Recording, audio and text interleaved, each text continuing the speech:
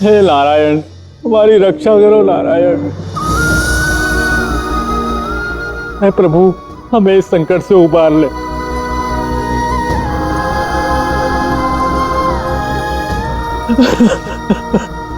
कौन है आप लोग? कहाँ से आए? हम बरसाना से आए हैं देवी। बरसाना? सुना आपने, बरसाना से आए?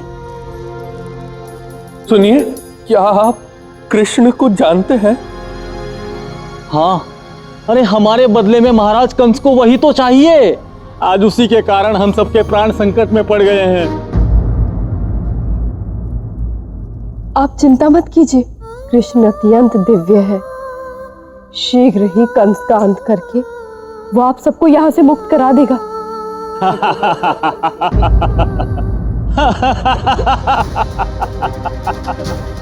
सच में आपके उपहास से कुछ क्षण के लिए ही सही, किंतु हमारा भय दूर अवश्य हुआ है। तो आपको यह लगता है कि वो कायर कृष्ण महाबली कंस का अंत कर सकता है?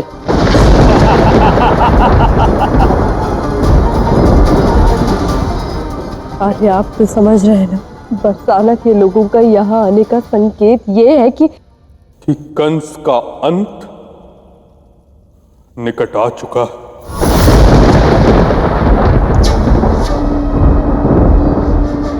महाराज की जय हो।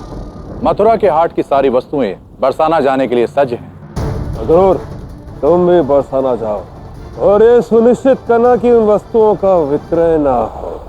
तुम प्रतिदिन का एक मूल्य निर्धारित करना और बरसाना जाकर एक घोषणा कर दो, यदि प्रतिदिन निर्धारित मूल्य की वस्तुओं का विक्रय न हुआ तो जो बरसाना वासी मेरे पास बंदी पड़े हैं, मैं उनमें से एक एक का सर काट कर भिजवा दूंगा। क्षमा करें महाराज, वो कृष्ण मथुरा आपके समक्ष नहीं आने का हर संभव प्रयास करेगा। मायावी तो वो है ही। यदि उसने कोई युक्ति ढूंढ ली तो, और सारी वस्तुएं किसी तरह बेच दी तो? यदि वो मायावी है तो मैं क्रूर हूं।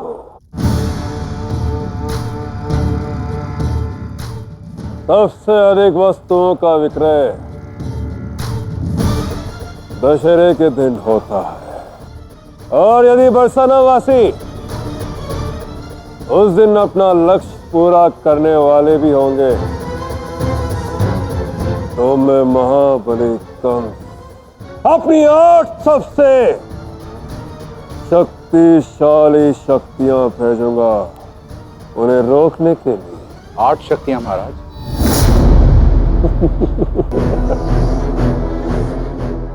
क्रूर, कंस जितनी ही शक्तिशाली 8 शक्तियां, यूं समझो 8 कंस आएंगे वहां बरसाना वासियों को विफल करने के लिए।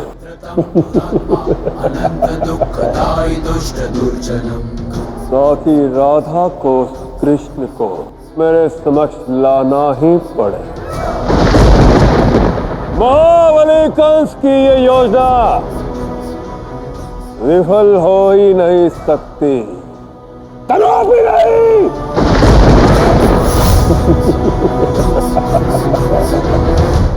कहना मुझे इस कंस पर अत्यंत क्रोध आ रहा है। इसने राधा को इतनी बुरी तरह फंसाकर बिल्कुल उचित नहीं किया। राधा कंस के जाल में फंस चुकी है।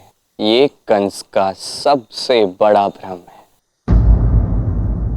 यदि इस खेल के अंत में कोई सबसे बुरा फंसेगा तो वो कंस ही होगा। कंस के पाप का घड़ा भरने वाला है।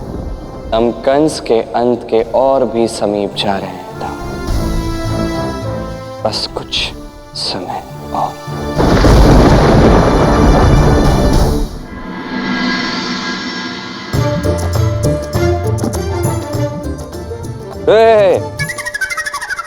ये सब क्या है? ऐसे थोड़ी चलेगा। वो रंग बिरंगी मटकियां जो है उसे बाहर रखो, तभी तो ग्राहक आकर्षित होंगे। कृष्ण, क्या कर रहे हो? इतनी शीघ्र भूल गई? मैं मार्गदर्शन कर रहा हूँ सबका। तो करो, देखो मत, कार्य करो। ये सब क्या हो रहा है? ऐसे थोड़ी होता है। लल्ला, तू अब मुझे न सता, काम करने दे।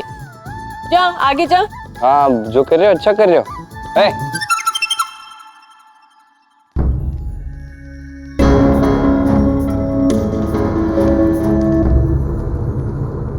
अक्रूर जी अभी सामान लेकर आते ही होंगे, सब सतर्क हो जाओ।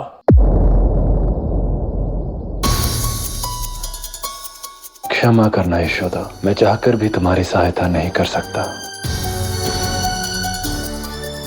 पुत्री मन तो कर रहा है कि तुम्हारी सहायता करूं, किंतु मेरे स्नेह को मैं बरसाना के आड़े नहीं आने दूंगा।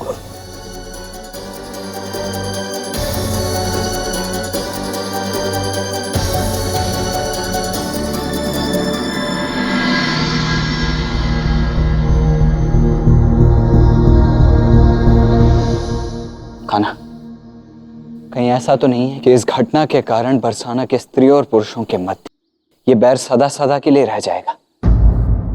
क्योंकि ये प्रथम बार है जब पुरुष सत्य को नहीं समझ पा रहे हैं और चाह कर भी स्त्रियों का साथ नहीं दे रहे हैं।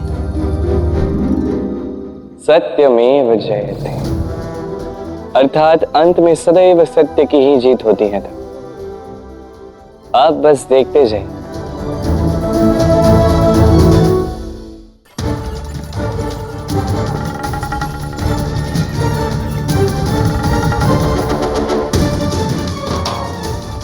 प्रणाम अक्रूर जी। मैं मथुरा के हाट का सारा सामान लेकर आया हूं।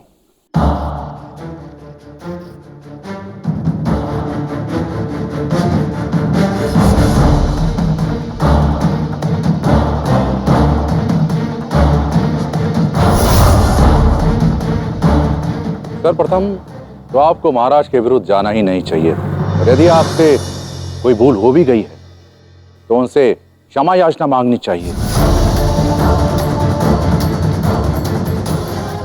महाराज को चुनौती देकर आपने स्वयं संकट को निमंत्रण दिया है। आपका कथन सत्य है अक्रूर जी। हम सभी पुरुषों ने तो पराजय स्वीकार कर ली है, अब केवल ये स्त्रियां ही हैं जो अपने हठ पर अड़ी हुई हैं। इन्हें लगता है कि ये असंभव कार्य भी कर सकती हैं। यही हट कहीं बरसाने के विनाश का कारण न बन जाए। मेरी बात मानिए, अभी भी अवसर है। महाराज का बताया कर चुकाओ और कृष्ण को उनके समक्ष प्रस्तुत कर दो, तभी तुम सबके प्राण बच सकते हैं।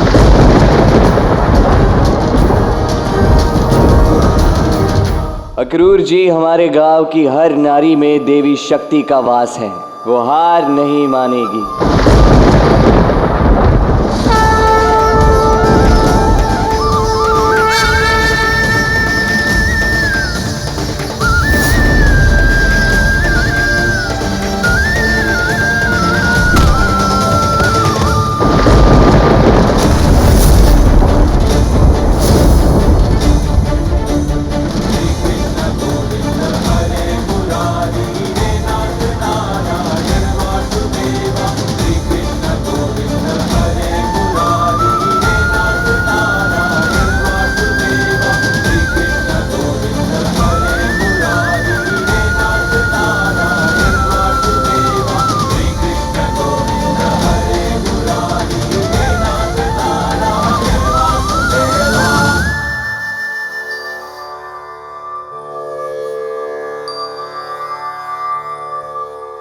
प्रणाम।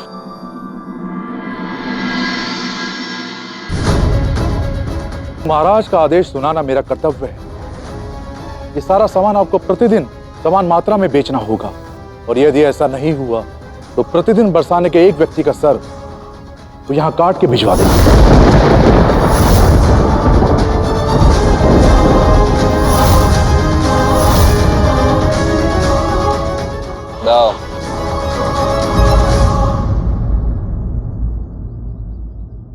ये तो अन्याय है। ये तो चुनौती के नियमों के विरुद्ध है।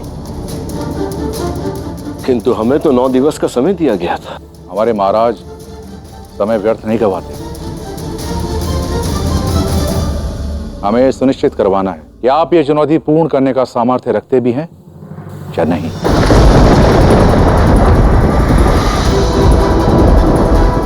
हमारी बात तो सुनिए अक्रूर जी, अक्रूर जी।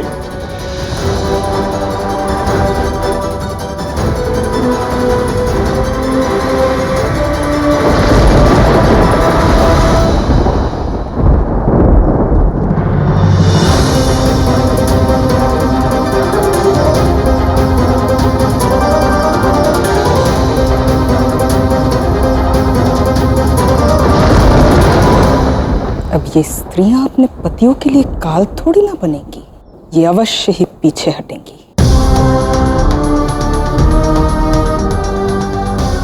और कृष्ण को महाराज कंस के सामने जाना ही होगा।